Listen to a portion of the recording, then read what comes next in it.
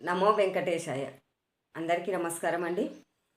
అత్త, మామ, తల్లి, తండ్రి ఒక 60 సంవత్సరాలు, ఒక 50 సంవత్సరాలు, ఒక 70 సంవత్సరాలు ఇంతవరకే ఈ పెద్దవారు మనకు ఉపయోగపడే మనుషులు అనుకోవాలి. అనుకునేది భగవంతుడు పెట్టిందే అంతవరకు. ఇంకా 70 దాటినయి, 80 వస్తున్నాయి అంటే కొద్దిగా కష్టమే. ఇంకా 80 వచ్చాయి అనుకోండి, ఇంకా అతి కష్టమే. ఇలాంటివి కొన్ని మనకు వయసు ఎలా బరువైపోతుంటుందో మనుషులకు అనేది పెద్దవారు బరువైపోతుంటారు. బరువు అంటే బాధ్యత అనేది ఇంకా వీళ్ళని చూసుకోవాలన్నా, పెద్ద వయసు వాళ్ళను వీళ్ళని చూసుకోవాల్సిన టైం వచ్చిందా అనే వరకు పిల్లలకి ఏమవుతుందంటే, ఈ కాలం పిల్లలకి, ఒకప్పుడు పిల్లలుగా సంగతి చెప్పట్లేదు, ఈ కాలం పిల్లలకి వీళ్ళ భారం మాకెందుకు భగవంతుడా అని కూడా అనుకుంటున్నారు. ఇంకా 50 ఏళ్ళు వాళ్ళ పెళ్ళిళ్ళు అయ్యేంత వరకు సైలెంట్గా ఉంటున్నారు. ఆడపిల్లలు కానీ మగపిల్లలు కానీ వాళ్ళ పెళ్ళిళ్ళు చేసేంత వరకు సైలెంట్గా ఉంటున్నారు. అప్పుడు తల్లిదండ్రుల వయసు 60 ఉండని, 70 ఉండని, పెళ్ళి అయిన తనకు ఒక ఆధారం దొరికింది అనుకున్నప్పుడు ఆడపిల్ల అయినా మగపిల్లవాడైనా కూడా తల్లిదండ్రుల అవసరము లేనట్టే గమనిస్తున్నారు. చూస్తున్నాం కూడా, మనం గమనిస్తున్నాం కూడా. అక్కడక్కడ భార్య రాగానే భర్తకు సపోర్టు దొరికింది. ఇంకా అయితే ఇంకా భార్యకు సపోర్టు తన కొడుకు సపోర్ట్ రావాలి, కూతురికి సపోర్ట్ రావాలి. వాళ్ళ జీవితం కూడా మన జీవితం లాగానే సాగాలి కదా. అలా అనుకుంటే బాగుంటుంది. కానీ సపోర్టు ఎప్పుడైతే ఒక అబ్బాయికి సపోర్టు దొరికిందో ఆ తల్లిదండ్రులు అసలు దేనికి పనికిరాని మనుషుల్లాగా కనిపిస్తారు. ఒక పూర్వంలో ఒక్క పైసా అనేది ఉండేటివి. పైసా, 2 పైసలు, 3 పైసలు, 4 పైసలు, 4 పైసలు లేదా 1 పైసా, 2 పైసలు, 3 పైసలు, 5 పైసలు, 10 పైసలు ఇలా ఉండేటివి. ఒక్క స్థాయి నుంచే కదా నువ్వు 10 పైసల స్థాయికి ఉంది. దేని విలువ దానికే ఉంటుంది కదా.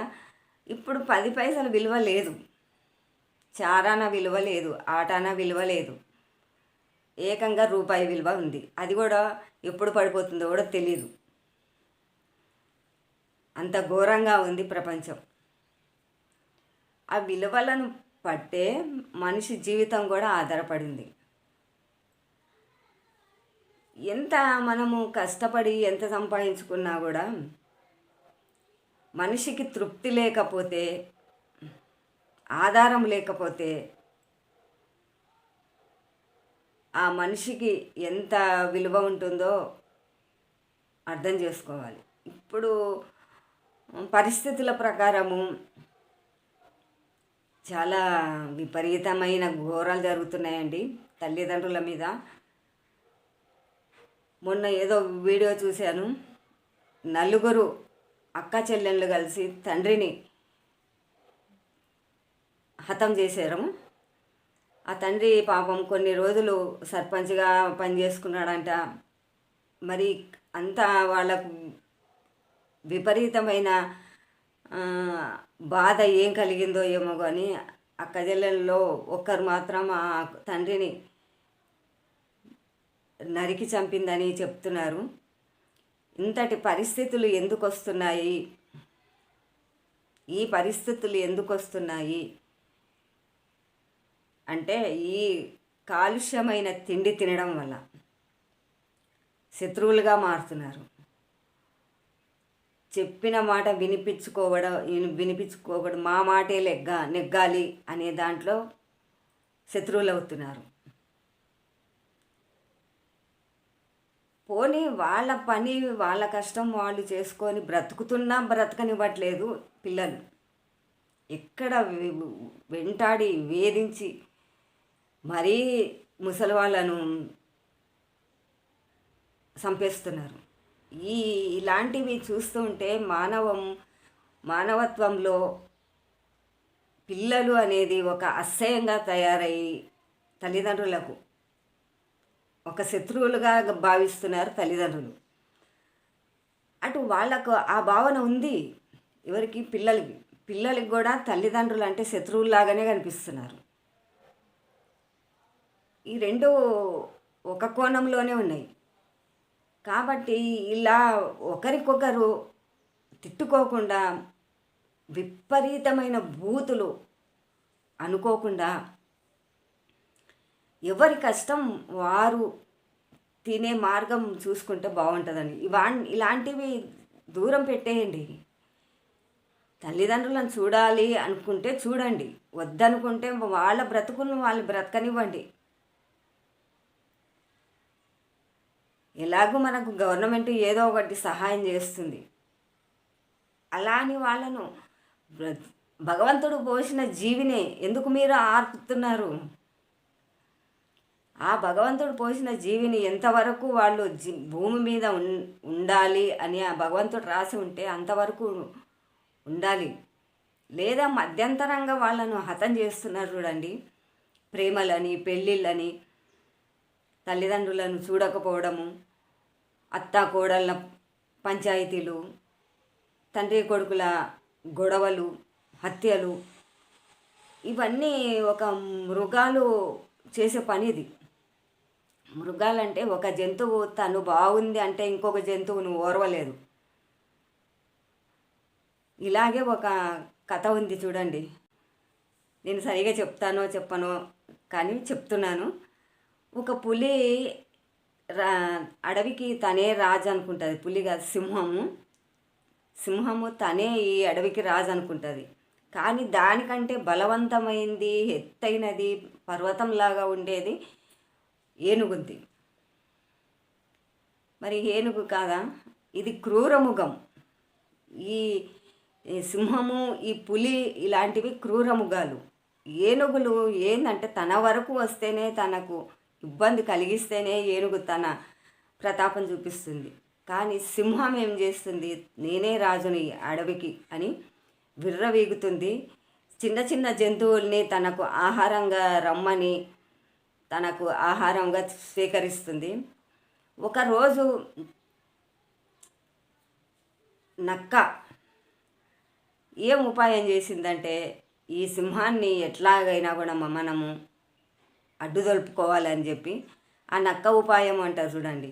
ఆ నక్క ఏం చేస్తుంది? సింహం రాజా నువ్వు ఈ అడవికి రాజు కదా, నువ్వు ఒక్కడివే కదా అని అంటే, అని నేను ఒక్కనే రాజుడు అని చెప్పి గర్వంగా చెప్పుకుంటుంది. కాదు రాజా, ఇంకొకరు కూడా ఉన్నారు, నీలాగనే ఉంటారు, సేమ్ నీలాగే ఉంటారు, నేను చూపిస్తాను కావాలంటే అంటే ఇంకా సింహానికి దడ పుట్టింది.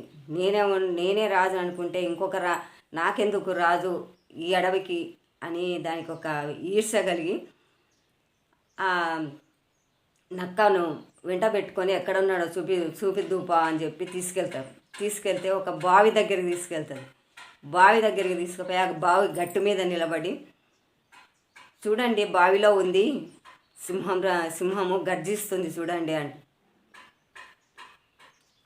ఆ సింహం ఏం చేస్తుంది? బావి గట్టుకు పోయి ఆ నీళ్ళలోకి తొంగి చూసి గర్జిస్తే వరకు లోపల ఆ నీటిలో తన నీడ కనపడుతుంది కదా, సేమ్ సింహమే అక్కడ కనపడుతుంది. ఆ నీడని చూసి గర్జించే వరకు ఆ లోపలున్న సింహం కూడా, నీళ్ళల్లో ఉన్న సింహం కూడా గర్జించినట్టు తనకు కనపడుతుంది ఎవరికి? సింహానికి.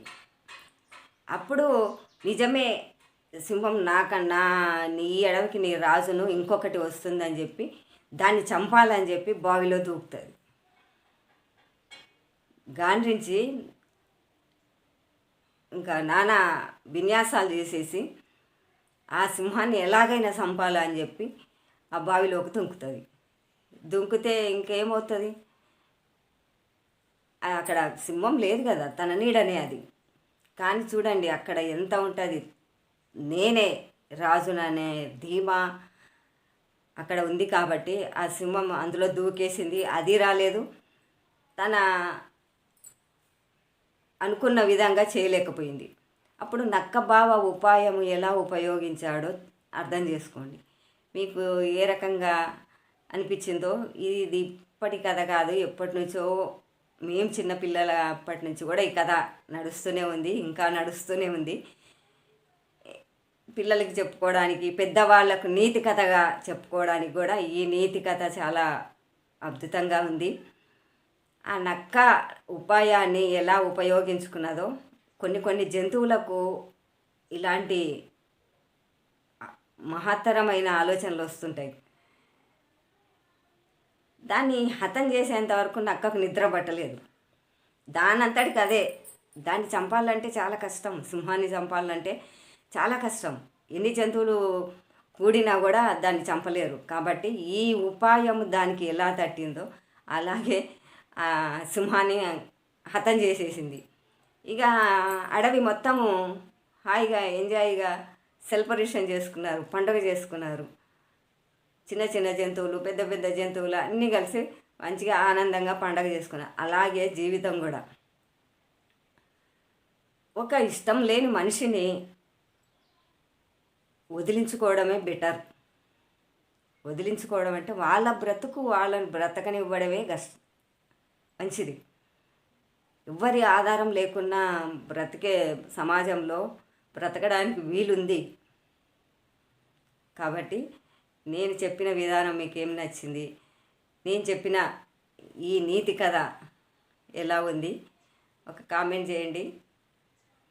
ఈనాటి ముచ్చట్లు ఇవేనండి. మరి ఒక్క మంచి ముచ్చటితో మీ ముందుకు వస్తాను. మీతో మీ విజయలక్ష్మి.